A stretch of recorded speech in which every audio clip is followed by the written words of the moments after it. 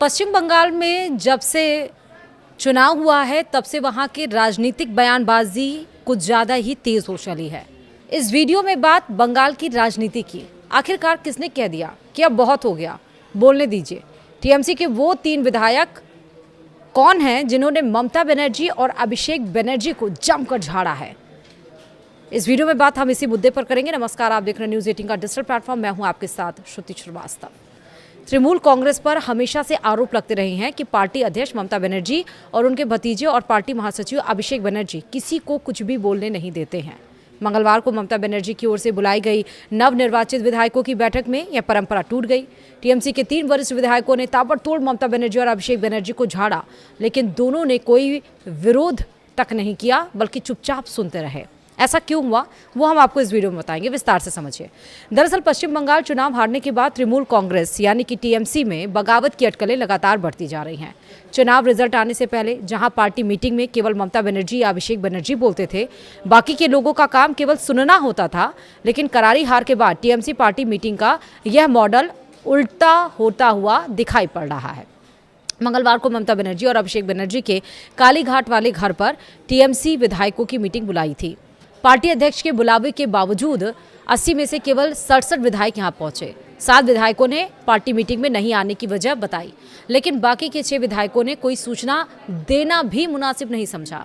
TMC की meeting शुरू होते ही पार्टी के 3 वरिष्ठ विधायक कुणाल घोष, ऋतव्रत बनर्जी और संदीप पान साहा एग्रेसिव होकर बोलने लगे।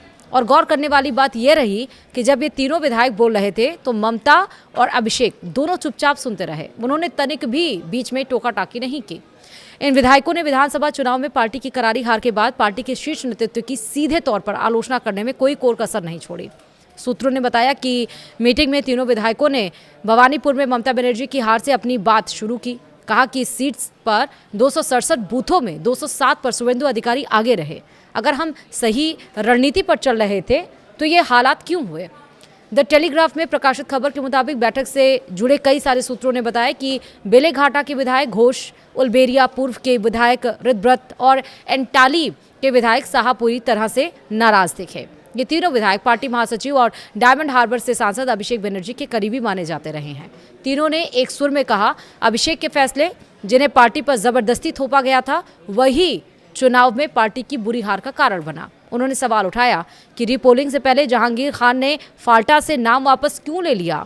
अभिषेक बनर्जी की तरफ इशारा करते हुए पूछा कि वो तो आपके लाडले हैं, फिर चुनाव लड़ने से भाग क्यों खड़े हुए? जब पार्टी नेतृत्व ने यह कहने की कोशिश की कि जहांगीर के फाल्टा से चुनाव न लड़ने के फैसले से पार्टी ने खुद को अलग कर लिया है और इस बारे में सोशल मीडिया पेज यानी कि सोशल साइट एक्स पर जानकारी भी दी गई थी, तो उन तीनों में से एक ने कहा, प्लीज़ मुझे बताइए कि आप मजाक कर रहे हैं।